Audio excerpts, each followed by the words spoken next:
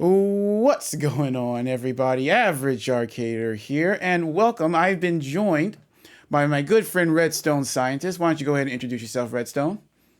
Hi, my name is Elon Comrade, or TRS, the Redstone Scientist. I'm the creative director and director of operations at Everbloom Games.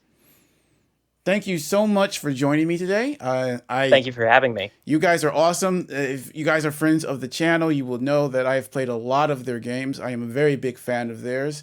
Thank you. I love the Big work. fan of you. Thank you. I love the work they do. And today we're going to be talking about one of their latest released games, Dungeons and Dragons. So if you guys have not picked this up yet, which I don't know why, it's one of the, I would definitely put the marker on. I feel it's one of the best add-ons or DLCs for the Bedrock Marketplace that I've played yet.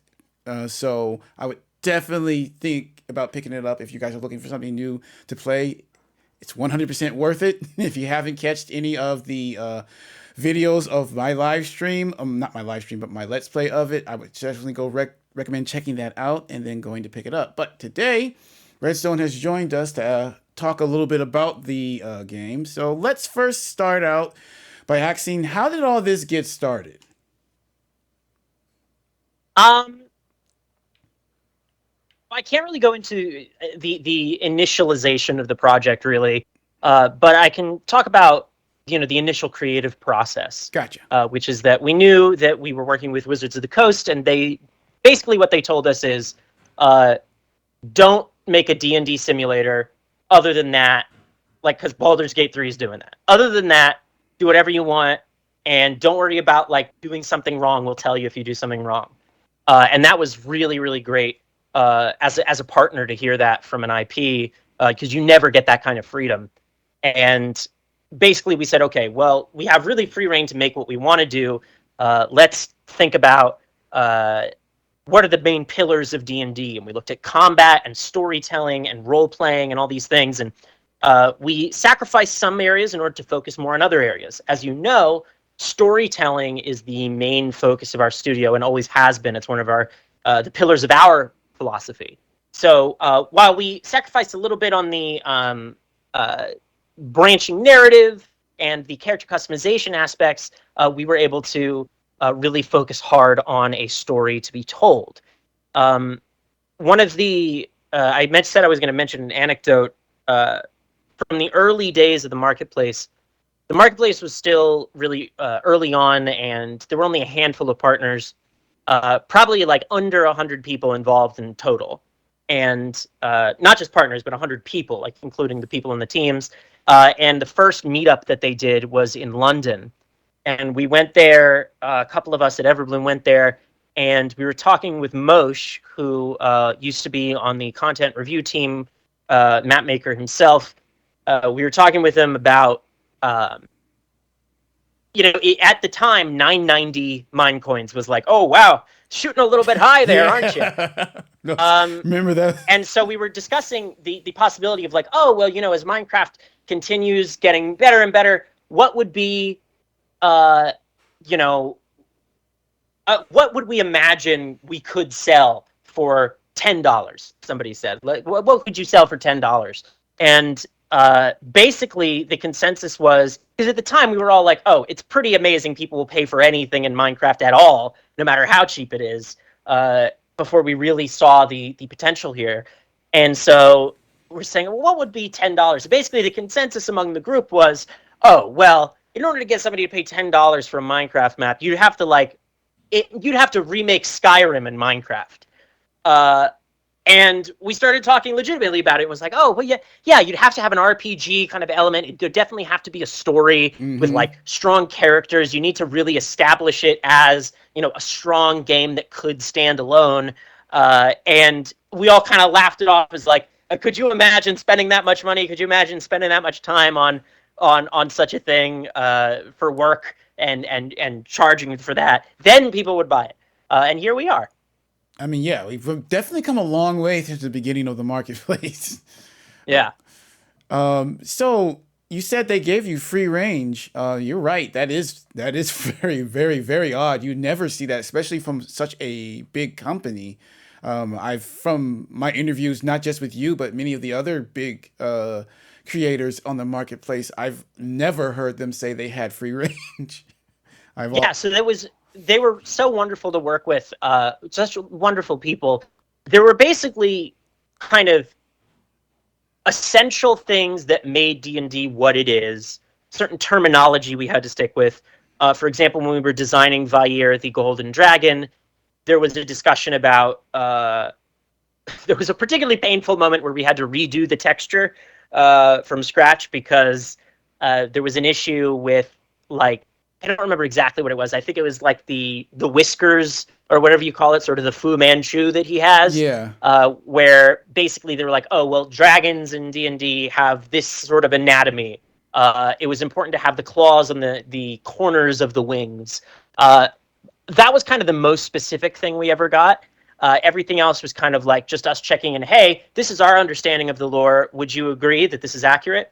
Or we also got a lot of help from them of like, what are the most popular classes? They have a ton of data on stuff. Like, what are the most popular classes? What are the most recognizable monsters? What do people usually like to use for their boss monsters? What kind of settings do people like to play in? And so that really helped inform a lot of the direction of what we worked on. Okay, that sounds like you guys had a lot of fun with this one. Yeah, we had a great relationship with them. This was all, I mean, this was the hardest map to make that we've ever done. Not to mention the really condensed timeline. We pushed a little bit harder than I think we should have, and the map ended up bigger than we wanted it to be, and that sort of came back to bite us a little bit. But I think that in the end, it's worth it for the experience that the people who do get to play it get to have. It is worth noting that even though it's not available on PlayStation and Switch, you can host it on a Realm or on another device, and somebody on a PlayStation or Switch can join in multiplayer, and they should be able to play just fine. Okay, good. So that's a good workaround for if anyone's having any issues themselves. I mean, the Minecraft realms have really helped with a lot of those issues to work around, and I'm glad that you mentioned that. So, if you had to say, what was your favorite part of working on this? Like your favorite little section? Well, we divided up stuff really quite a lot. So I'll say two things. One is one of the cutscenes that I worked on. Have you, in your playthrough, finished Chapter 2 yet? Chapter 2, that's That's Candlekeep. yeah, that's the I think I finished. I'm currently just worked my way out of the crypts. Oh, okay. Yeah, so the scene that I worked on is the introduction of one of the bad guys near the end of Chapter 2. Okay. And it's at the top of the clock tower. And I'm really proud of how that one came out. I worked a long time on that, just like sort of 2-minute scene. That was really fun to work on. But more specifically, the voiceover in this map was really fun to work on. We said from the beginning to Microsoft, like, this is what we do. Voiceover is what we do. Yes. This is like one of the reasons we wanted to do this. And they were really, really sort of nervous about it. They were hesitant, like, well, we've never done this sort of thing before. How are the rights going to work? And we said, we'll take care of everything. Like, you don't have to worry. We've done this before. We'll take care of the casting. We'll take care of the direction. We'll take care of the editing. Like, we'll retain all the rights. You don't have to worry about this. You cannot let us make this map without voiceover. I mean, and there was a time. Your thing. That's kind of your thing, guy. Yeah, and there was honestly quite a long period in the early days of development where we didn't know whether we were going to be able to do voiceover. It was very scary. It was very nerve-wracking working on all of this, sort of going, yeah, this is going to be great, and imagining what it would be like without wonderful actors to portray the characters, and going, oh God, what if we can't do it? And Microsoft really came through with making this happen, and really took a big chance on us, allowing us to do this, which I'm very grateful for. I mean, haven't they played any of your games? Yeah, well, I think it's more of a brand decision kind of thing, because they hadn't done it before, because this is so different from what they've done before, and it ended up being something that's actually one of the big points of advertisement. Anyway, yeah, I really loved working on the voiceover, both as a voice actor and a voice director. I've directed actors before on maps, but really getting to we did the most kind of live direction with this map. The narrator, Claire, I'm not sure how to say her last name, Vouden, is the narrator or dungeon master. We did, I think, like a week, almost every day, of like 3-hour recording sessions at a time. With Abigail Turner, who's the wonderful actress portraying Katra, and you can hear her in almost all of our maps with voiceover. We did like often, I think, 3.5-hour, sometimes more, recording sessions every day for like 2 weeks. And just working with these actors and getting to be in these scenes with them and directing them, especially with Abigail and Claire, bringing this thing to life and really finally being able to feel like I'm really putting a story together more than I have before, was so rewarding. And towards the end of the game, you'll see in some of these more emotional moments and high drama conversations, the fact that those came out so well and have connected with so many people, at least in beta testing, and I'm hoping to see some more people connecting with it as we see more content online. I mean, People really connecting and identifying with the characters has been fantastic. I just a little bit I have played. If you watched my first video, I was very much getting into the back and forth between the dragon and the main character. Their little dialogue there was very interesting. This dragon is it's in the mind of this weaker person, and it has to understand, hey, this might not be that big of a deal to him, but this person could have potentially lost their whole entire family, and he's kind of just shrugging her off, and she's kind of got to get his attention. And I think it becomes more obvious as you go on, but at the point in the story where you are, I think you've already entered the sewers. So, Bayer sort of has the beginnings of a bit of a panic attack there, that is not really, at least if I remember correctly, I don't think at that point you can get him to explain why. I think he just pushes you away. No, he doesn't. He pushes you away, but it's very clear that he's claustrophobic. But I don't remember if there's a choice that allows you to. That's what I'm saying. I don't remember. Because there might be another choice that you didn't pick that allows you to. But I thought I picked all of them, but at least right when you first get in. I didn't really get into it later on once I entered the crypt and everything. It was just him going, hurry up, leave. But it's not choosing something does lock you out of other choices sometimes. Gotcha. Not always. Not always. But you do make decisions about what you want to do. You may have also noticed often you'll have the option to do a ability check again, but you won't get any result that's any different than what it was before. So that prevents you from spamming it and just trying to get a nat 20 over and over again. Gotcha. I did notice that that was one of the things I was going to actually bring out. That made it feel like I'm a big RPG fan. I've played tons of them. I play all the ones. Currently, I'm playing through Starfield. I've played through the Fallout series, Skyrim, Mass Effect. And I was looking and seeing similar things in this one, which is why I said that I feel like this is one of the first full-fledged RPGs on the marketplace, because you had skill checks, you had speech checks in it, depending on what you have. And I was gonna actually definitely commend you guys for that, because I have not seen anything like that in the marketplace that resembles an RPG so closely. Thank you. So yeah, the dialogue itself, I'll talk about a little bit. That was really a technical challenge. As any marketplace creator will tell you, it's very hard to make a main mechanic revolve around the dialogue system in Minecraft. It's very limited in what it's able to do, and is best for things like talking with a villager and choosing one of a number of buttons. This is the same dialogue system that you see in other maps, the /dialogue command, but it's really spruced up. We changed the UI around. We added more space for text. We moved the buttons over, and we wanted you to be able to see the character above you. Anyway, it was a real technical challenge making this work for us, because this was clearly like there was no other option other than some elaborate floating system that like we had to have you be able to make options. The best option was we already have this dialogue system in Minecraft where you can choose an option Uh-huh. based on things, and it will trigger commands, and it will change the output of the command. It was like, well, obviously we have to use that. So some of the considerations, and I'm not the one who did this directly, so I may be missing something, but some of the considerations there are like, there are limitations on, you can't like dynamically change the buttons, I don't think. So like when multiplayer, we duplicated every single dialog box. We have a version with buttons and a version without buttons. We have a version that is waiting for dialogue to finish and a version that has dialogue finished.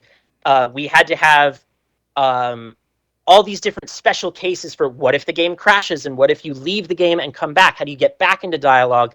What happens if you leave a dialogue? How do you not get stuck in the game? The logic and flow of this map. One of the reasons that we have that special setting that's called attempt quest fix is because for a Minecraft map, it is very complicated. You know, it's kind of fragile, Oh yeah. and I think that we've done a great job stopping it from being fragile. But you know, having that option there helps kind of reset things, and just the dialogue system alone has so many fail safes and so many like edge cases.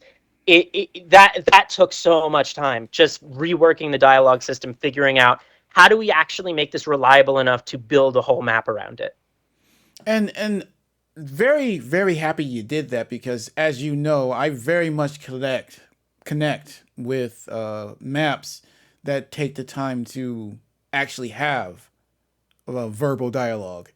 If everything would have been in text, I think it still would have been a good game, but it would have definitely hurt my experience per se, because of not being able to, just listen. Sometimes the that voice brings the characters to life, I feel, and Absolutely.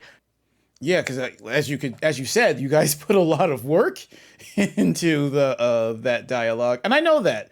That's why I try my best to listen to it all, because I'm like, I know for a fact this was not easy.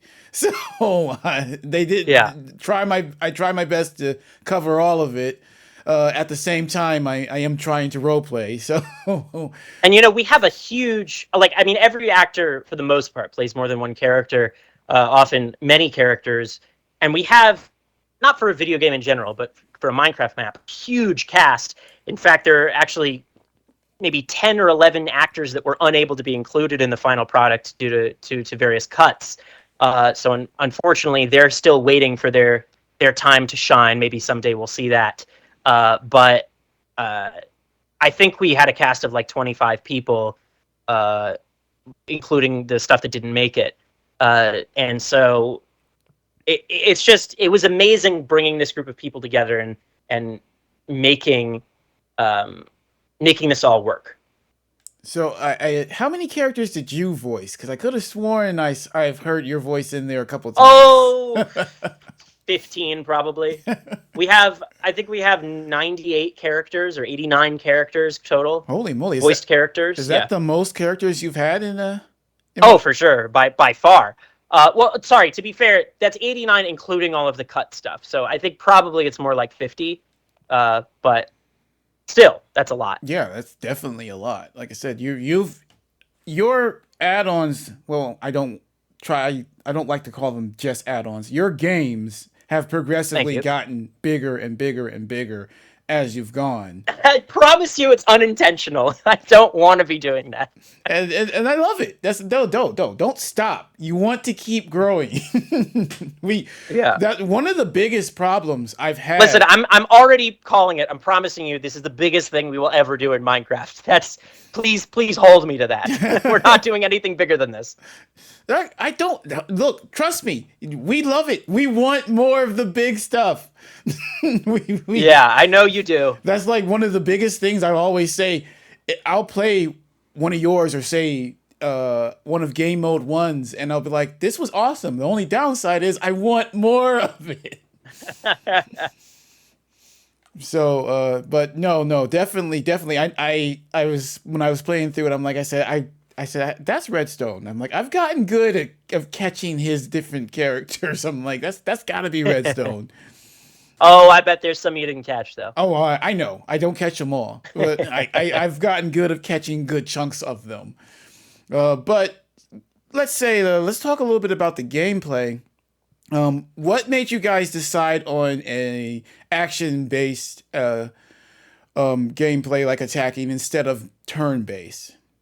That's a great question. So when we were talking, like I said before, about those sort of fundamental pillars of D&D, what are the things we want to keep? What are the things we don't? We knew that from the beginning, right? Yes, it does to a certain extent feel like a different game, but this is still Minecraft DLC. We still want to stay true to the Minecraft brand, and we still want to give a Minecraft experience. Uh, like I said, we're not doing a D&D simulator. So there was a lot of discussion about it. And basically what we said was, look, we can do a really elaborate turn-based combat system, but what that means is, and we said this to Wizards of the Coast, we said, if you want us to do that, and we left it up to them, Uh-huh. if you want us to do that, it means that we're going to need to sacrifice some of these other pillars, right? Because that's a huge time investment of tech and play testing and balancing and so forth. So, like, if you want that, we're going to have to cut back on the story. We're going to have to cut back on some of the other, like, cinematic moments, the high production aspects. That's going to end up being the focus of the game. We don't want to do that, but if that's what you guys want, and they said, no, we want to focus more on the story, and they agreed with us that, like, what the Minecraft audience is used to, we didn't want this to be way too big of a leap. Like, we didn't want you to have to completely reorient yourself.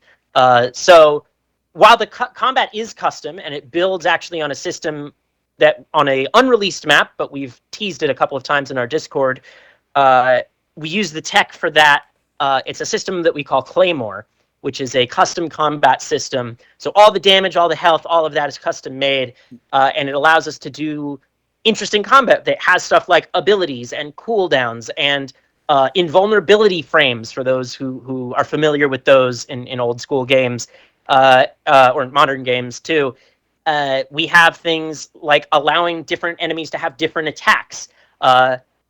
We made it a little bit too easy, so you don't actually get to see all of the attacks always, but occasionally stop and see what an enemy does, because all of them have, I think, at least 2, maybe 3 different attacks that they can do with their own animations and their own abilities, and all of these things interacting with each other in this complex way that creates emergent gameplay out of the combat. I mean, yeah, I've been catching that. Like I said, I haven't played a huge chunk of the game yet. As you know, I'm probably like just getting into it, but I have seen a large variety of the different enemies just from that short period of time. How many enemy designs do you think you might have in this? I'm not sure. I don't want to give a wrong number. I will say, though, that no promises yet, but I will say that we are in the process of talking about if we could make a patch to add some sort of a hard mode or allow the game difficulty to actually affect how hard the map is. So if you want a really difficult experience and, make the fights longer, that you'll be able to do that. Hopefully that'll be coming soon. Yeah, I mean the fights are fun, and like you said, it does tend. It needs to stay accessible for kids, Yeah. but also just seeing some of the older content creators. I look at some of these fights and I'm like, man, we put so much work into those attacks that they didn't get to see, and we put so much time into the stat assignments, and so I want to let that decision be in the hands of the player Yeah. about whether you want the more accessible experience or you want the harder one. Yeah, because it's natural instincts when you're fighting something to take it down as quickly as possible. You just don't think, oh, let me actually sit back. No, it's let me attack Of this course. thing before it does its devastating attack. Of course, and I think it provides a different gameplay experience. The focus of this, although the combat is important, it really is the story. Mm-hmm. So, and we figured that's probably what most people are going to be looking at anyway if they've made it that far in the map. So, but we understand that not everyone agrees with that. So we want to try and provide an experience that everyone will enjoy. Definitely. Again, no promises on that update. We're doing our best. Oh yeah, dude. I understand.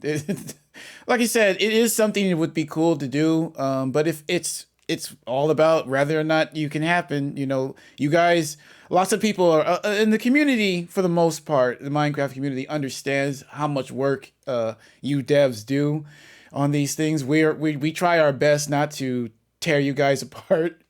When it comes to that, some do, some don't. I'm not going to speak for the whole community. I can't do that. I can definitely know. I think, and I'm not putting down any community or anything. I think that there is a certain thing that us as developers take for granted in Minecraft, which is the unfortunate reality that like this is an emerging. I mean, it's both unfortunate and fortunate that this is an emerging. It's still a baby. This industry and this medium of Minecraft map making, even though it's been going on for years, professionally, even shorter, and that especially with the challenge of having a game play the same on every platform, which very few games still have dared to try. Uh, you know, with Minecraft being one of the first, um, it's still not a game engine, right? We want it to be, and we try and make it. And the Microsoft team is really great at trying to promote that idea, but it's got a long way to go still. And they understand that, and we understand that. We try and make the best of it. And so Minecraft players are already kind of in this mindset of, oh, it's a Minecraft map. I'm expecting a certain level of jankiness. That's sort of what Minecraft is like. Hmm. Or, Minecraft is slower on this device and I'm used to that and I make do with it or whatever. Or, uh, you know, there's a certain understanding that like we don't have the same level of control as, as Bethesda does, for example. Yes. Uh, and in a similar way, it's sort of a similar thing with Bethesda that, uh, you know, they're able to have some of these bugs because they're sort of set the player already in that mindset because of their reputation of like, hey, we're still going to try and make this a good game, but like, don't freak out if like somebody is in front of your camera during a cutscene. Like, you'll be fine. It's emergent gameplay. It's complex systems. It's Bethesda So jank. yeah, so and it's Minecraft jank, and there's a certain charm to that. But that being said, I think that, for example, the people coming from the D&D community may not see that, uh, and that is a little bit rough. Um, and at the same time, it's not a healthy thing to just shrug it off and go, well, they're expecting too much, or like, we're working within the confines. I think it's always good to strive for the best you can do, but this is just an observation. I'm not saying that there's one side or another to this argument, Hmm. uh, but I think that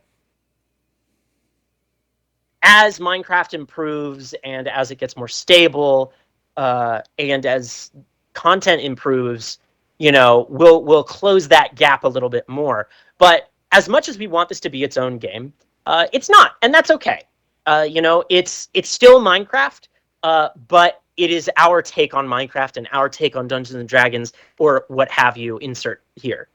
Yeah, I mean, yeah, like we were talking earlier about the beginning of the marketplace and how different the add-ons are compared to what they are now. Back Hmm. then, I would only ever call anything a mod or a map or an add-on. I Hmm. would never call them games. I call them games now because they are games. And although Hmm. you might not be able to say all of them are full-fledged games, this one is a 100% full-fledged game. There's other Thank you. stuff like Game Mode One's Seaside Story. I call that a full-fledged game. They're taking this thing that's not even really set up. Like you said, a lot of people misinterpret because of everything you guys do. You put in this game, or say Cyclone Studios with an S and Cyclone Studios with a C. All these different studios will come and they make this elaborate game, and you go, oh, well, this is an engine now. Like, no, this is not an engine now. They're doing a lot of things behind the scenes to get this to work. It's basically like you've made You're lining up a bunch of different systems that weren't exactly for this, but you're twisting them in a way to make something happen so that we see, oh, this game's doing this. But you behind the scenes are seeing all the different things that are connecting to get the one thing to move to give us our finished product. And that takes time. And of course, it's not always going to run perfectly because you're twisting a lot of systems that weren't really designed for that. Although, as you said, Minecraft is evolving more and more each year. I know they add more tools, and they are getting it. As you can see, they're getting it better and better and better. And there has been a lot of stuff created that I would say have made the jump to basically an indie game. And I want to be very clear that there's this narrative that tends to happen of like devs versus Microsoft or something. That is not the case. Microsoft, especially with this content, I know that I don't know this for sure, but like I would guess that like more behind the scenes resources have been put toward getting this thing out than any other map in the past with all the difficulties that we've had, and everyone at Microsoft has just been so wonderful in helping us and trying to figure out every single bug that comes up and like, why does it behave this way? How are you doing this?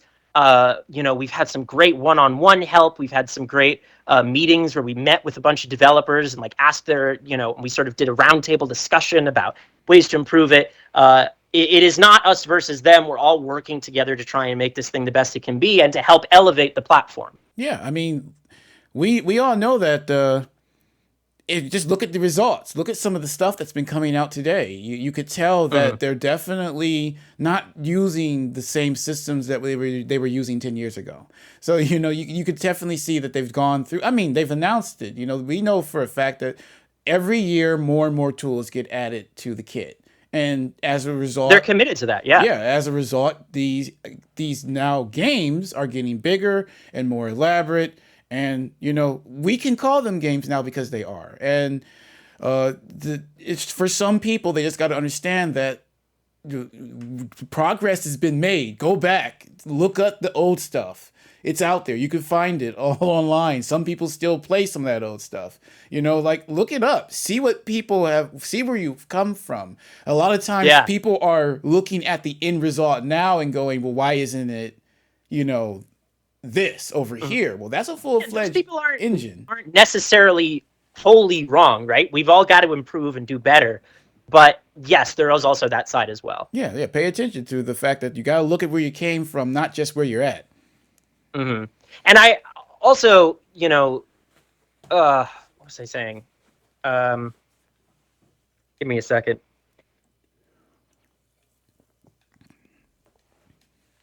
Here's something I wanted to talk about. I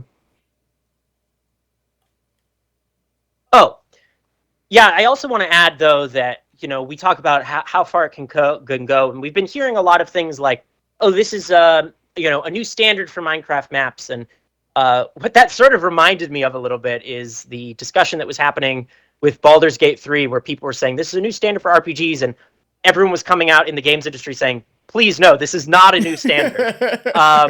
We had an insane amount of time and money and resources to make this happen. That is the case here. The amount of work that went into this is just insane. And that being said, we did do it in 10 months plus 6 months for optimization. So. Yeah, I mean, I definitely think you will do well. There's a lot of content creators that are covering the marketplace. I know that we were all waiting for this one to come out. We were all very excited for it. I'm sorry we had to make you wait so long. We wanted to say something. People were, why can't they just say it's delayed? Unfortunately, we couldn't.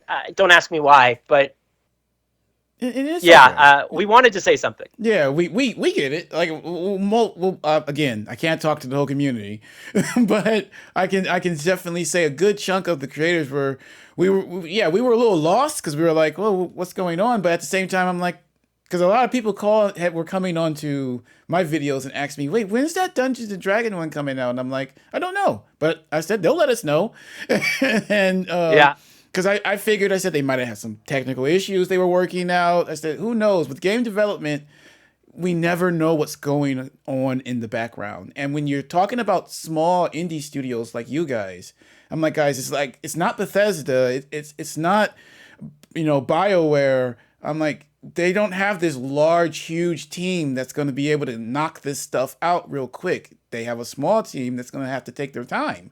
And I mean, so, we did knock this out really quick. well, I mean, like But if you were having yeah, like issues, it's not I like understand. it's I not understand. like you have 100 people in testing that can locate a bug instantly almost. You know what I mean? Hmm. You have a very Yeah. small pool of resources. And so sometimes if you do run into a snag, it's going to take a little longer for you to do it compared to a big or even a smaller, more mainstream studio. Yeah. I mentioned in the interview with the Dungeons and Dragons interview that I did with Ricardo, I mentioned that I don't know if it made it to the final cut, but I mentioned that it's not often that a project comes along that is sort of exactly what you need and what you're looking for. Uh, with when we did Walt Disney World, that was fantastic Hmm. and it was great for our studio, but also it didn't really give us the chance to shine or flex our storytelling muscles or our cinematic muscles. Yeah. It was more about a recreation.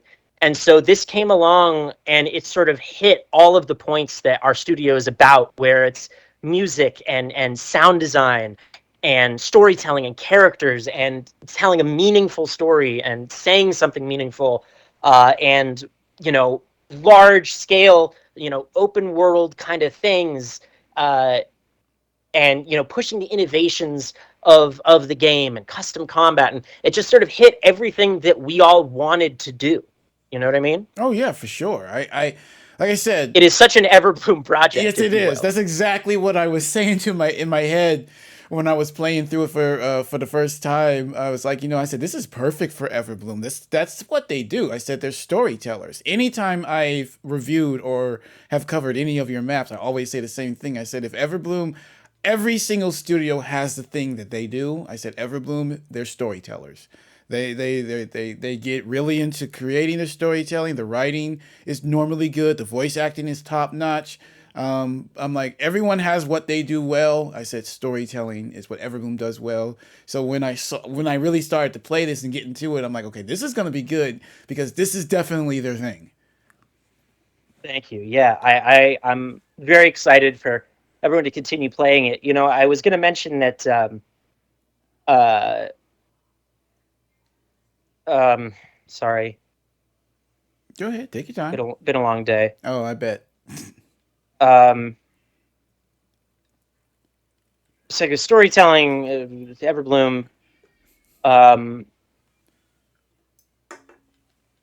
oh yes. So I was going to say that you know we have always wanted to say something meaningful, and I think I've talked about this with you before, that we take our responsibility very seriously when it comes to our audience. The responsibility of being able to say something to so many people, especially young, impressionable people, and we want to say something meaningful and something that we care about. And so, as you'll see in this content, we hit on some. Granted, they may be metaphorically veiled a little bit, but we hit on some really important topics about forgiveness and consent and good versus evil. Are people fundamentally good? And when we did, do you remember A Spirit's Journey, our ray tracing map? Yes, yes. I played through the Yeah. whole entire So thing. I actually recorded a let's play of it, but something got corrupted and I wasn't able to post it. But I uh, played through it. well, it's free, by the way. Whoever's listening, go check it out if you have a ray tracing capable system. So when we started that map, I forgot who it was exactly. Someone on our team said, this is a great opportunity for us to, because we knew all these other teams were going to make these things, and we said, we got to stand out. What are we going to do that makes us stand out? Let's do the thing we do best, storytelling. And somebody said, I want to make somebody cry. I want to make somebody cry. Well, I have problems with the presentation of that. You should make somebody feel something, not necessarily. Make them Anyway, cry. yeah, it makes somebody feel something. We wanted to connect, and not just be emotionally manipulative or whatever. And we did succeed in some aspect there. Um, the response to this among our beta testers and our QA testers, who are, our QA testers played hundreds and hundreds of hours of this now, Uh-huh. um, and still love it. The characters, um, I won't. I'll keep names and everything confidential. Someone on our team who I was playing this with, um, I was observing, and they played um, a.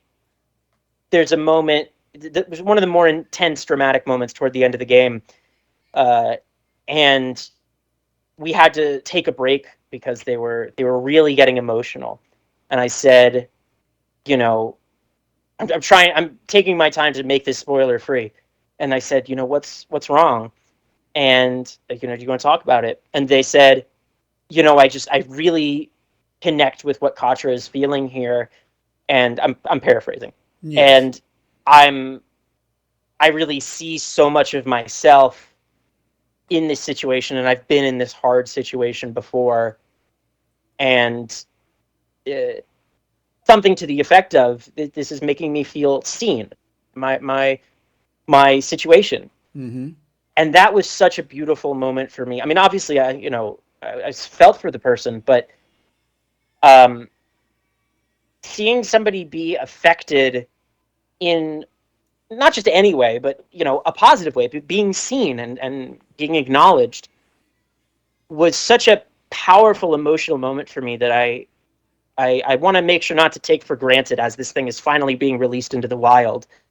That that's the kind of thing people mean when they say, if I can touch just one person, with my art, and if more people are able to have that sort of connection to these characters in one way or another, to see themselves in the characters or to identify with the situations, then mission accomplished. We did our job. We told something we told a story that was important to us. We communicated it clearly.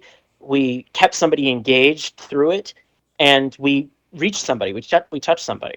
Yeah, I can definitely feel the emotions in just even though just in the beginning parts of the story, the emotions are or you can feel it, like Mhm. you were talking about that the main character when the at that section where she's trying to get him to understand that she's worried because her village that she grew up in is now gone and her family is now missing. You could really hear like your voice actors did an amazing job because you can definitely Mhm. feel the not so much. It's not just anger. She's angry, she's sad, she's nervous, she's scared. You can hear all of that in her voice as she's trying to explain to this character why she's upset. And that's a Absolutely. And we actually, because we recorded in chronological order, I don't remember if we did this with Abigail. I know we did with Jay, Jay Smack, who is the voice of Vair. We went back. We actually did with Claire as well, voice of the Dungeon Master. We, after all of the recording was done, we all went back to the first scene to re-record that once they had felt that they understood their characters better and had, really immersed themselves in it. Were really in the zone, and we got much better performances from those compared to the initial takes. uh-huh. Uh, I have so many wonderful memories of working with Jay and Abigail, of these emotional moments, and being their scene partner in the recording session. And um, there are like 4 or 5 different alternate endings to the game, uh, and I mean the story turns out the same way, but the final choice has a different last scene. Gotcha. And uh, the scene that many call the bad ending, I call the hopeful ending, which I'll just say the choice to make it happen is leave me alone. I'm pretty sure that's it. Mm-hmm. Um, and I'm not positive, but there's a moment where in the script we wrote I wrote like a whole paragraph describing the nonverbal acting that Katra is and what Katra is feeling here. This mix of grief and catharsis and this relief from the end of the adventure, and uh, she starts sobbing at the end of this ending. It's a sad ending, uh, but we did like maybe 6 or 7 takes of that, where it's just like a good 30 seconds of just nonverbal acting of gasps and sobs and just being present to watch Abigail Turner work through that and being able to give her direction there. And it just came out exactly the way that I wanted. Um, I could go on about this forever. I'm just very happy with that particular moment. Yeah. Um, there's, you know, that the end of Inception with the top spinning. Yes. Yeah, that I think of that as like, oh man, that was like a perfectly crafted moment where like it was exactly the right length to be not clear. The top wobbled in just the right way that you weren't sure. Like all these different things had to align, and I thought of that when working on that one scene where it was like, this has to be the exactly right amount of time and perfect emotion in this performance for this one line. And Abigail just absolutely nailed it, and I'm so happy with the way that it came out. Um, that's a very specific shout out of something, but uh, I'm sort of just going on about how happy I am that we were able to do this. I mean, yeah, it sounds like a real like we said earlier. It sounds like you had a really good time, a really fun experience with there. So I can understand the excitement. But getting back to gameplay, uh, what made you guys go for a multiplayer style experience this time? Because this can be played with 4 people, correct? Up to 4 people, yes. That's actually, I'm not sure if it's contractual or informal. I don't remember, but that actually is a requirement of creating this kind of content with Microsoft. Is that it needs to be multiplayer compatible. Okay, dokie. Um, it is a little bit less stable in multiplayer, just the nature of the beast, you know. Um, but like when I was talking about all those fail safes with the dialogue, that was a big part of it. You know, what happens if the person who's in charge of choosing the dialogue options leaves the game? Is everybody stuck? What happens if, you know, somebody is AFK and you don't want them to accidentally, you know, have hold everybody up? What happens if they're on the other side of the map? There are a lot of these different considerations that we had to go through. Okay, so like I haven't actually played it on multiplayer yet. I'm thinking about possibly doing a stream where I invite some people on to play through it multiplayer. So I haven't done the multiplayer yet. And I was going to ask you, how would that work for the choices? Is it like basically the host decides? So it's, to a certain extent it's random, and to a certain extent it's sort of who gets there first. Gotcha. If you are the one, so there are two different kinds of triggered interactions, right? There's the kind of triggered interaction where you right click or interact with a character with an exclamation point above their head, and then there's the type that automatically triggers when you enter an area. um, Whoever is either the one to right click to initiate it or the first person to trigger that zone is the one who will be in charge, essentially, of that sequence. So, like, for example, there's a scene in Revel's End in the prison where I'm pretty sure whoever basically gets to the prison first is in charge of that whole prison sequence, because it kind of retains who's in charge through each scene, basically. Gotcha. Okay. That's the I get it now, because I was wondering that when I was playing through. I'm like, I know this is multiplayer, so who decides who does what, or what choices to make? Yeah, that was also, like I said, you know, we duplicated everything in order to make that happen. There's a lot of discussion about, you know, we wanted to have everybody be able to see the choices. Unfortunately, that was a technical limitation. So only the player who is choosing can see what the options are. Yeah, and he could just discuss it with his friends, and because they could Hmm. decide, you know, what to do, and whatnot, and relay it from there. Okay, so that's definitely good. So, um, let's talk about this awesome music that you guys have in this one. Was all made in house?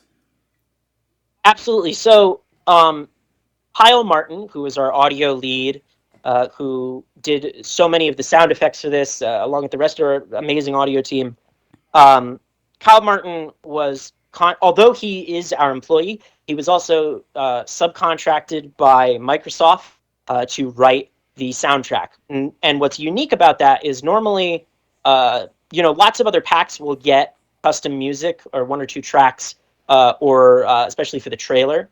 And what's very unusual is having the composer also be on the team producing the content, Ah. which is essential for any other video game. So having him be a direct part of that, be part of the development process, see how these places were evolving, be part of the design process from day one, and know what the area is like, is really was really beneficial. Um, do you think I could read something that was written by Kyle? It's not made it out into any publicity, and I would love to for people to be able to read it No, go or ahead. hear it. Yeah, go ahead. Give me 1 second.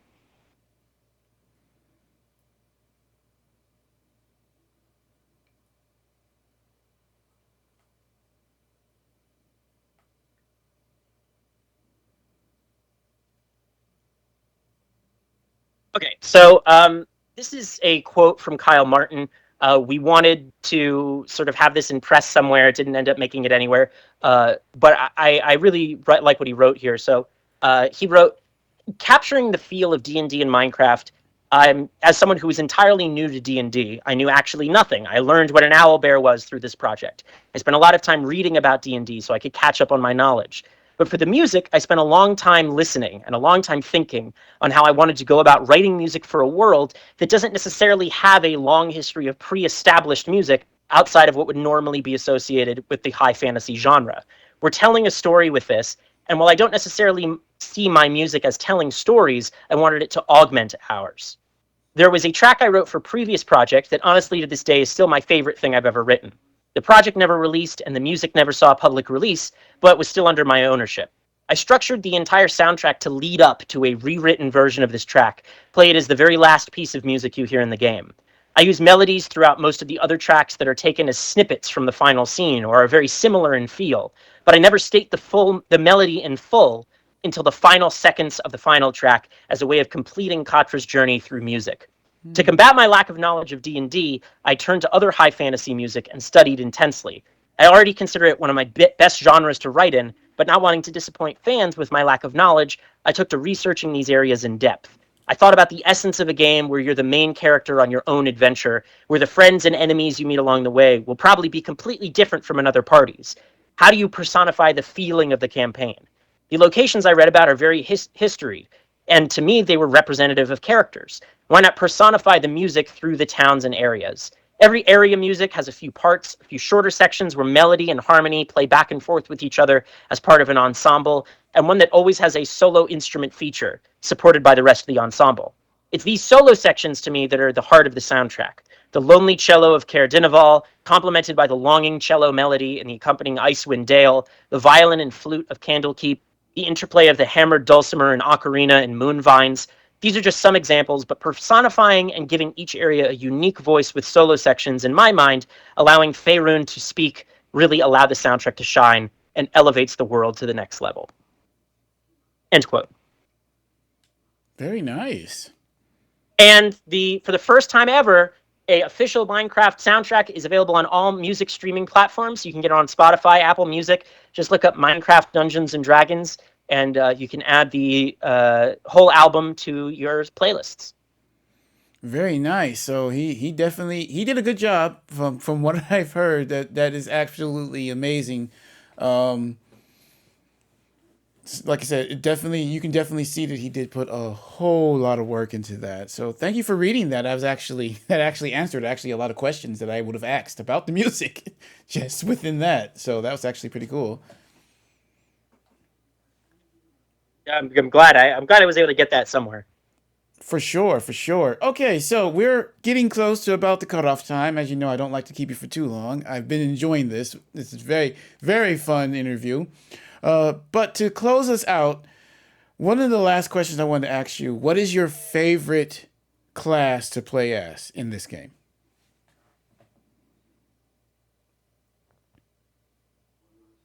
I don't know. um, you know, uh, just to be clear, by the way, the classes have the different starting stats, Mm-hmm. which changes your gameplay, and it also has two different class start abilities. The things that you unlock at the end of every chapter are the same for every class. They're all dragon themed. So it's really those first two and the initial stats that determine how the class plays in the game. I think that the my favorite one is probably Paladin. I like having that heal all the time because I'm bad at this game. I'm really bad at it, and having the heal, basically the free heal all the time, is really nice. And the divine smite always feels very satisfying. Oh yeah, the abilities do feel very very satisfying. I think I had just unlocked the what was it, the fireball or the flame ball or Yeah, flame fireball. fireball. Yeah, I just unlocked fireball, and when I first casted it, I was not expecting the explosion.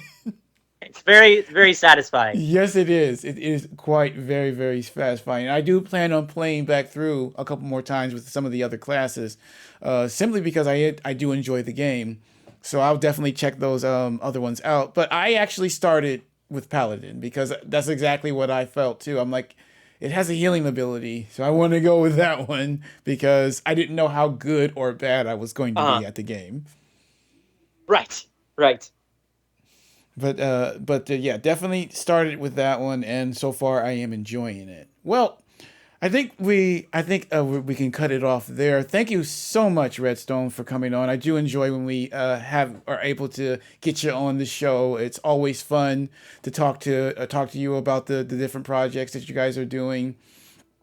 Thank And you. It's always a pleasure talking with you.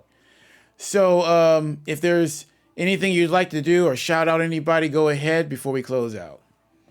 Well, I'd like to shout out uh, the stars of the map, Claire Vouston. I don't know how to say her last name.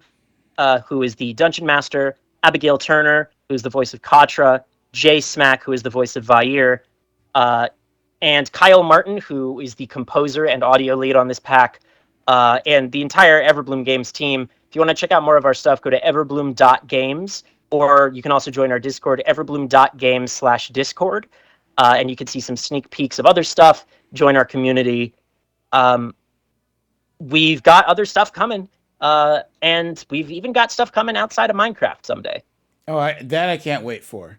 So, like, please give me a heads up so I can cover that on my other channel. Absolutely, so, absolutely. so thank you again for joining me. And again, guys, I was also going to say that please make sure to go check out Everbloom Games. There, if you are strictly a Bedrock Marketplace player, please go through their page on the Marketplace and check out. They've got a ton of good things. Like I said, if you like a good story, that is definitely their specialty.